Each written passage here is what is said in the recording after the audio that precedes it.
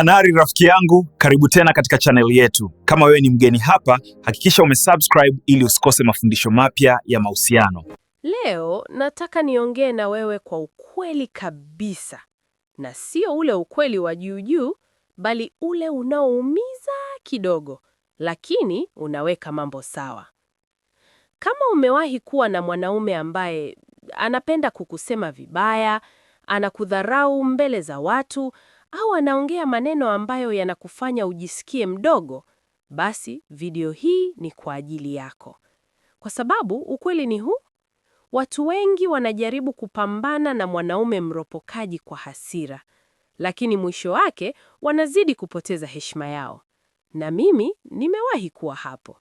Ndiyo, nimewahi kukaa kimya nikiumia, nimewahi kulipiza kwa maneno makali na mambo yakaharibika zaidi. Lakini baada ya muda nilijifunza kitu muhimu sana. Sio kila vita unapigana kwa kelele. Sio kila mtu unamjibu kwa maneno. Na sio kila dharau unahitaji kureact papo hapo. Leo nitakuonyesha mbinu ambazo zinafanya mwanaume mropokaji aanze kujinyamazia mwenyewe. Sio kwa sababu umemnyamazisha kwa nguvu, bali kwa sababu umebadilisha mchezo mzima.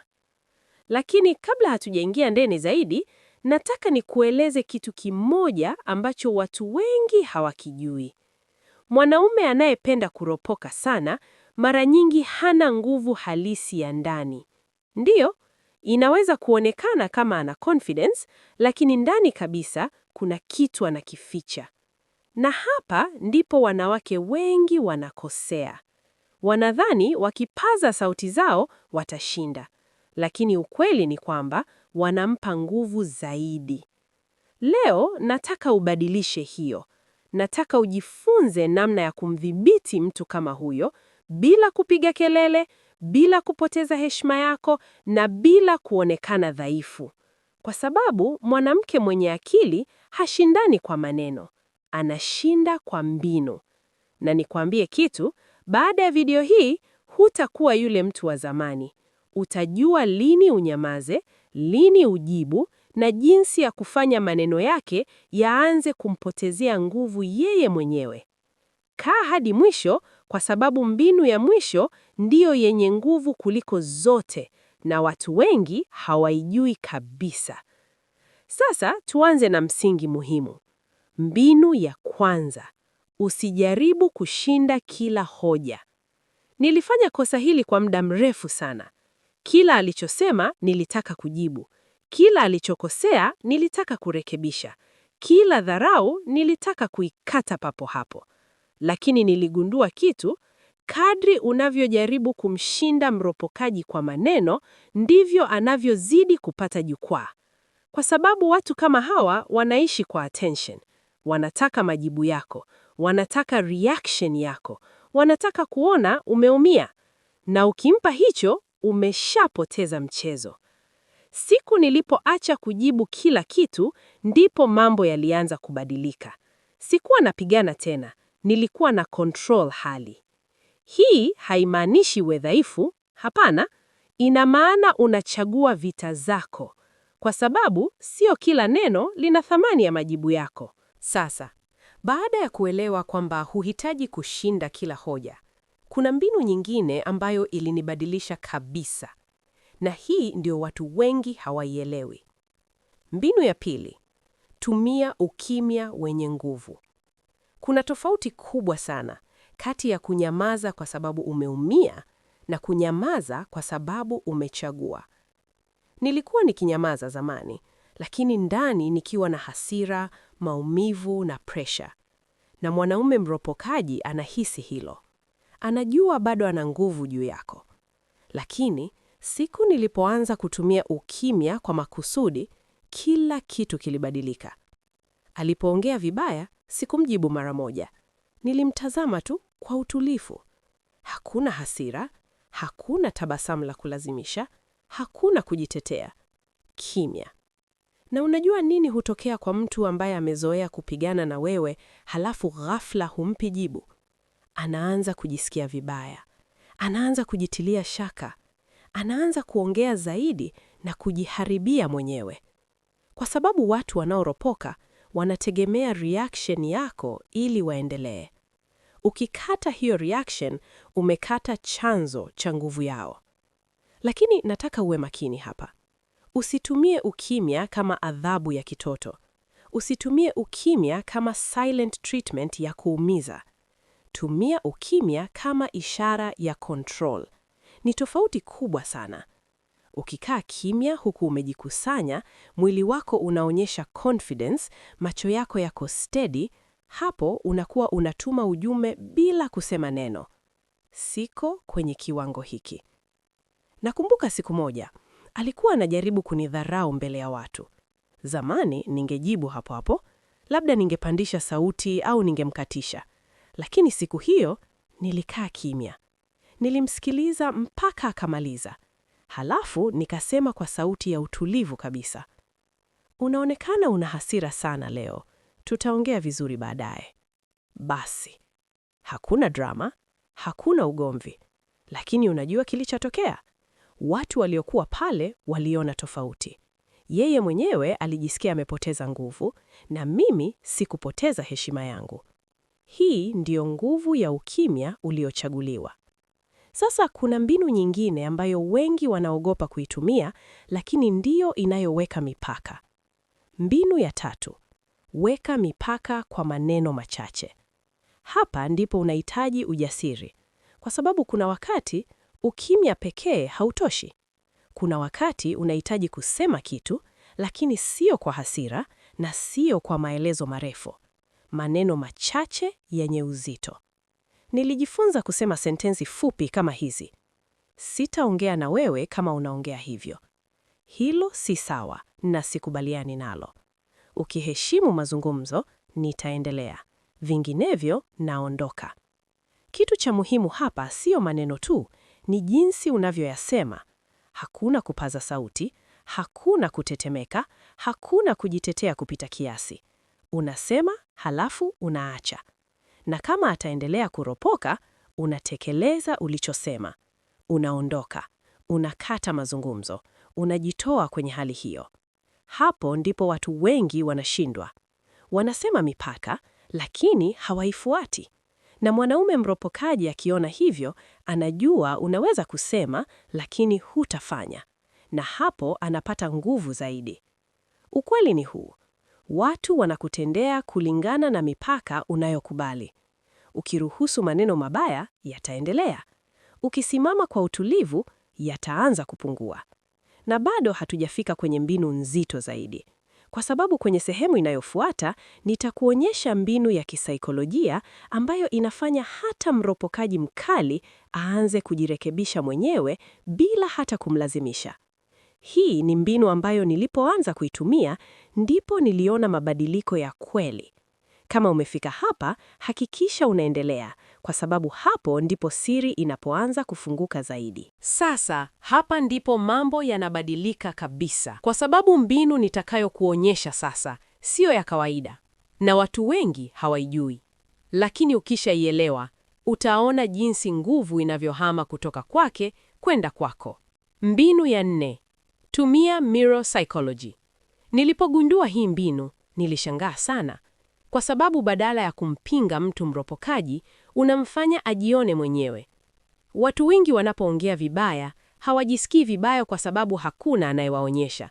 Lakini ukimtazama mtu na kumrudishia kile anachofanya kwa utulivu, anaanza kujitambua. Kama anasema, unaongea sana, hujui hata unachosema. Badala ya kujitetea, unasema kwa utulivu, unaona kama ninaongea sana na sijui ninachosema. Halafu unanyamaza. Hapo umefanya nini? Hujapigana naye, hujajitetea, hujamshambulia, lakini umemlazimisha ajisikie maneno yake mwenyewe. Na mara nyingi atakosa cha kusema.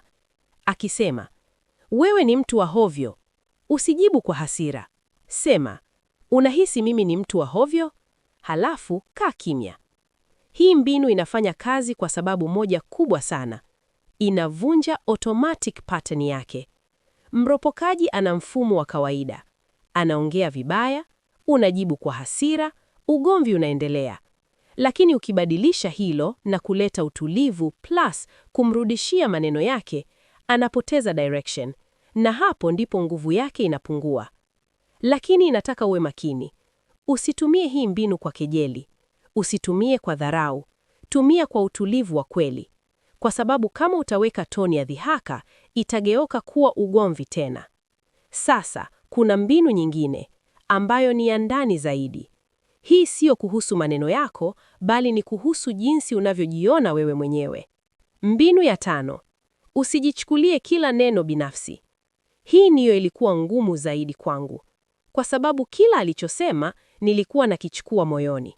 Nilikuwa najiuliza, kwa nini ananiongea hivyo? Je, ni kweli mimi niko hivyo? Labda mimi ndiyo shida. Lakini nilipokuja kuelewa ukweli, nilipata uhuru. Maneno ya mtu mwingine mara nyingi yanaakisi yeye, si wewe. Mtu mwenye hasira ataongea kwa hasira. Mtu asiyejiamini ataongea kwa kudharau wengine. Mtu asiye na control ataongea bila mipaka. Siku nilipoacha kubeba maneno yake kama ukweli, ndipo nilianza kuwa huru. Aliongea, lakini hayakunifikia ndani. Na unajua nini hutokea unapofika hapo? Humpi tena nguvu ya kukuumiza, humpi reaction anayotafuta, na anaanza kuhisi kuna kitu kimebadilika. Mfano wa ndani ya akili. Badala ya kufikiria, kwa nini ananiongea hivi? Anza kufikiria, huyu mtu ana tatizo gani mpaka anaongea hivi? Ni nini kinamsukuma kusema maneno haya? Hapo unabadilisha kabisa mtazamo. Kutoka kuwa target, unakuwa observer. Na observer ana nguvu zaidi. Na hapa ndipo watu wengi wanaposhindwa kufika. Kwa sababu wanataka mbinu za nje, lakini hawabadilishi hali yao ya ndani. Lakini ukibadilika ndani, hata jinsi watu wanavyokutendea inabadilika. Na bado kuna mbinu moja, ambayo ndiyo inafunga kila kitu. Hii mbinu ikitumika vizuri, inafanya hata mtu ambaye alikuwa anakudharau, aanze kukuheshimu polepole. Na sio kwa sababu umemlazimisha, bali kwa sababu umeonyesha kiwango ambacho hawezi kukivunja. Sasa, kama umefika hapa, kuna kitu muhimu sana tayari umeanza kuelewa. Hii sio vita ya maneno. Hii sio vita ya nani anapaza sauti zaidi. Hii ni vita ya nani ana control. Na hapa ndipo mbinu ya mwisho inaingia. Mbinu ya 6. Badilisha energy yako na jitenge kwa akili. Hii ndio mbinu yenye nguvu kuliko zote. Kwa sababu hapa, haujaribu kumbadilisha yeye moja kwa moja. Unajibadilisha wewe. Nilipofika hatua hii, niliacha kumwangalia kama mtu wa kunishinda au kuniumiza. Nilianza kumuona kama mtu ambaye anaishi kwenye kiwango fulani cha tabia ambacho mimi sicho. Na hapo ndipo kitu kikabadilika. Unapokuwa attached sana, kila anachosema kinaingia ndani. Lakini unapojitenga kwa akili, unasikia lakini hauathiriki. Unaona lakini hauingii ndani. Unajibu lakini bila mzigo wa hisia. Hii ndio inaitwa emotional detachment. Na hii sio kuwa baridi au kutokujali. Ni kuwa na control juu ya hisia zako. Mfano wa hali halisi. Fikiria hii. Anakwambia kitu kibaya, kama kawaida yake. Lakini safari hii, hupandishi sauti, hujitetei haraka, huchukui personally. Unamwangalia tu, halafu unaendelea na unachofanya, au unajibu kwa utulivu sana. Hapo, anapata ujumbe mmoja mkubwa sana. Hana tena access ya kunitikisa. Na mtu akigundua hawezi tena kukuathiri, polepole anaanza kubadilika. Lakini niseme ukweli mmoja wazi kabisa. Sio kila mwanamume mropokaji atabadilika. Na hapa ndipo unahitaji kuwa mkweli na nafsi yako. Kuna watu, hata ukitumia mbinu zote, hawatabadilika. Na hapo, mbinu kubwa zaidi sio kumrekebisha. Ni kuchagua wewe unataka kubaki au kuondoka. Kwa sababu heshima yako, amani yako ya ndani na afya yako ya akili vina thamani kuliko kushinda mabishano. Kwa hiyo, kumbuka hizi hatua. Usijaribu kushinda kila hoja. Tumia ukimya wenye nguvu. Weka mipaka kwa maneno machache. Tumia mirror psychology. Usichukulie kila neno binafsi. Badilisha energy yako na jitenge kwa akili. Hizi sio mbinu za haraka za siku moja. Ni mchakato. Lakini ukianza kuzitumia, utaona mabadiliko. Na nataka nikuache na swali moja.